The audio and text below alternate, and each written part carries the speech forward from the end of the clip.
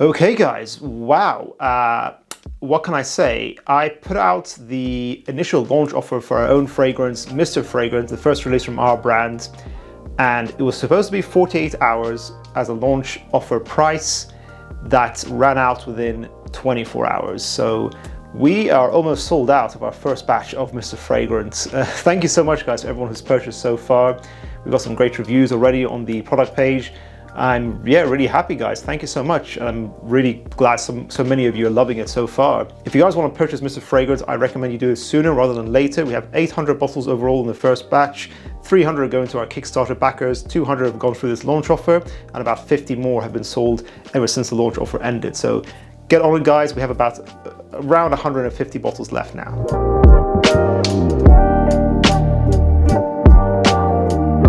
The #1 sexiest fragrance for each reviewer. I bought 10 of the #1 sexiest fragrances from each YouTube reviewer that will give you guys a nice variety of styles here and will give us a little overview, a little summary of what the community is thinking. You know, everyone loves a sexy fragrance. Who doesn't want to feel sexier from their fragrance? And I think it's a powerful tool, having a scent that resonates with you, makes you feel more powerful and more attractive. You know, I do hate these titles of panty dropper fragrances. I think it's ridiculous because at the end of the day, you still have to do the work yourself. It's a little bit very much consumerism heavy of trying to make you think it's a silver bullet. Fragrances are not a silver bullet, but hey, they're still a powerful tool. And overall, I personally just think, you know, wear fragrances because you enjoy it. Don't try to get other people's validation, but hey, it's good to have a few fragrances at least that you know works with other people. Let's get into the list. Demi Rawling, great reviewer, one of the classics in the community, one of the first female reviewers that really grew big on YouTube, obviously from Australia. I love her stuff, and she has chosen Guerlain Santal Royale in her top sexiest men's fragrance video. That was her #1 choice. And Santal Royale, now, I don't think it's a safe choice for something that's being very sexy. I think it's going to be very specific to the girl or to the other person, and I think Santal Royale is classic Guerlain, very well blended. You know Guerlain is just so consistent. It doesn't smell like their usual stuff though. It's not very French, this perfume. It's what, a rose, patchouli, sandalwood fragrance with a bit of peach in opening as well, that I think is unisex overall, but leans masculine a bit. It's a nice fragrance. It's got very woody. Apparently got oud in there. I don't think it's got real oud, but it's still a nice woody accord in there. It gets more clean, woody, and sharp on the dry down. So yeah, very dark rose patchouli combo that works really well. Works very well with sandalwood as well. And I think the perfumery is fantastic, but you gotta like Middle Eastern style perfumery. It's got great performance. Not a safe choice overall, guys, but yeah, great perfumery. Jeremy Fragrance, the white suit wearing icon of the community. He picked Dolce & Gabbana's The One Eau de Parfum as his #1 fragrance. Beautiful fragrance. I think this could easily be a #1 sexy fragrance. For the price, I think the perfumery is actually excellent. People, like, I revisited this fragrance randomly just a few days ago, and you know what? I actually think it's longer lasting than most people put on.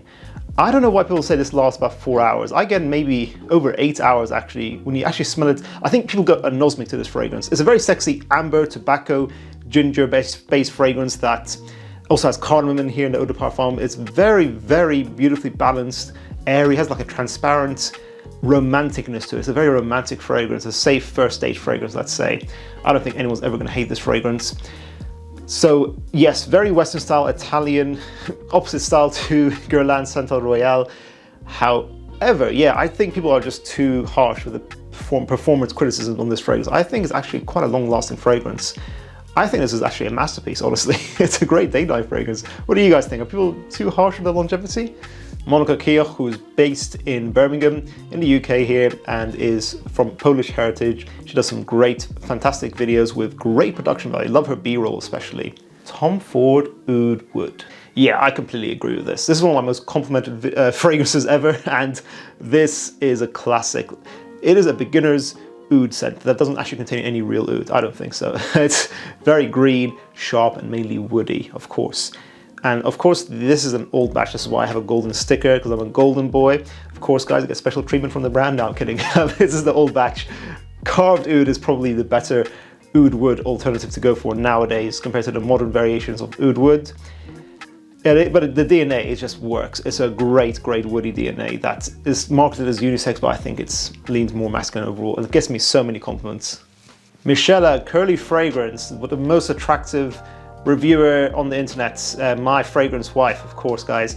She has chosen this fragrance here, Spicebomb Extreme by Viktor and Rolf. Yeah, it makes sense. I can't really argue with this. I have the old batch here, but this is going to be many compliments. A lot of girls love this as well. And yeah, this has like an addictive quality to it. It's like a spicy vanilla, powerful bomb of gourmand goodness. Gourmand means it smells edible. And yeah, I think it's very much smells like as if, like, you know how in Christmas time they have the spices you smell in like Christmas markets, the stuff they use in mulled wine, for example. That kind of is what the vibe that Spicebomb Extreme gives off. It's definitely not as versatile as the original, it's not as versatile as Infrared, but if you just want a really casual, beautiful, cozy, cold weather fragrance to wear, Spicebomb Extreme is sexy. I agree. The scented chose Yves Saint Laurent's L'Homme, the original L'Homme, which obviously gave birth to La Nuit de L'Homme later on. L'Homme is gorgeous, beautiful, beautiful scent. It is sort of like, if you want to wear La Nuit de L'Homme on a date in the nighttime, then L'Homme, I feel like you should wear it for a date in the daytime. It is so warm, ambery, woody, lavender, with ginger in there, that it just comes so beautifully balanced. That DNA is just so well balanced. La Nuit de L'Homme improved it with, I think, a bit more vanilla, a bit more cardamom, a bit more spicy, but yeah, the L'Homme original DNA is also just as masterful, I think. I think the community should not forget the original. Of course, now I actually do agree with the performance issues here. Now, it is not performing on my skin, the original. Still 4 hours and under, it's just such a shame. I think it's the perfect signature for most men all year round, but be prepared to reapply throughout the day. Andrea from Curly Scents, Dior's Fahrenheit. Andrea has great taste, I can just tell, because I would say this is my favorite fragrance from Dior. So I agree with you, Andrea, this is incredibly sexy, but in a boss-like way. This is from the 80s, and back then it kind of seemed like it was more accepted to be more rugged and macho and traditionally more masculine, I think. I think nowadays fragrances just aren't as masculine as they used to be. Fahrenheit, Kouros, Antaeus, these old school powerhouses were just built differently to what we have now.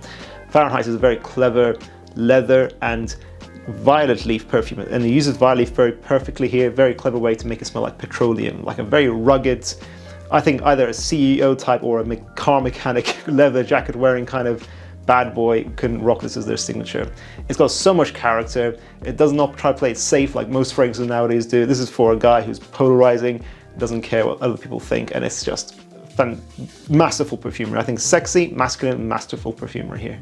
Josephine Jude de Rose has fantastic taste in perfumery. She's chosen Frederic Malle Musc Ravageur as her #1 most sexy fragrance. So there are a lot of fragrances in the niche world that have this sort of very ambery, sweet DNA to them. This is probably the best amber fragrance easily in the popular niche fragrances. Musc Ravageur is fantastic. Think cinnamon, clove, and amber. Very sweet, dense, very jammy like in a way. It's very like sticky. It's so weird to describe a scent as sticky, but it's sort of like a very intense warmth to your cold weather fragrance game here. Cold weather, nighttime only is what I would see Musc Ravageur as. Great performance, loud, sexy, I think perfectly in the middle, unisex. Men and women could rock this equally.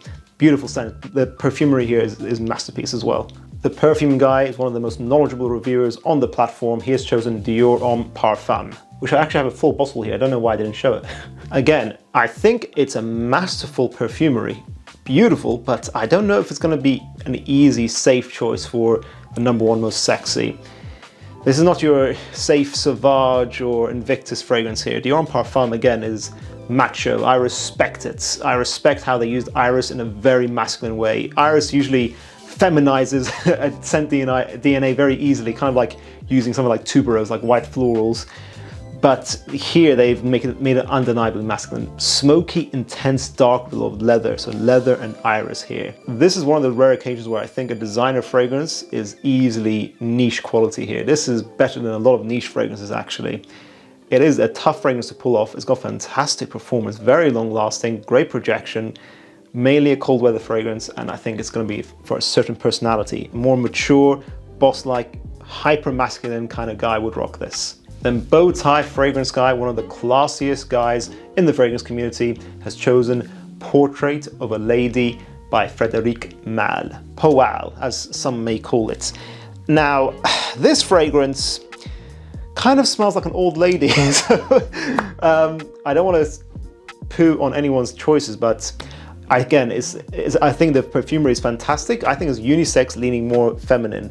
Maybe I miswatched that video. Maybe Bowtie was saying that it's just a sexy fragrance in general. He would love to smell it on a woman. But I think for a guy, again, it's going to be, some guys are going to love it, but it's going to be polarizing. It's a very intense rose, patchouli, sandalwood fragrance that does have an old school vibe to it. Very traditional French perfumery, done very, very well. The perfumery I can't fault, and the performance is fantastic. But again, it's like, yeah, do you like rose? How much do you love rose? That will determine how much you like Powal. Thank you for watching the video, guys. What do you think? Who are your favorite reviewers, and what are some of the sexiest fragrances that they've recommended to you? What's your #1 most sexy fragrance? As I mentioned at the beginning of this video, guys, make sure you get your hands on Mr. Fragrance, our first release, before the batch is fully sold out. Thank you for watching this video, guys. Make sure to check out our previous video that we've done on other fragrance reviewers. I'll see you guys in the next one. Bye.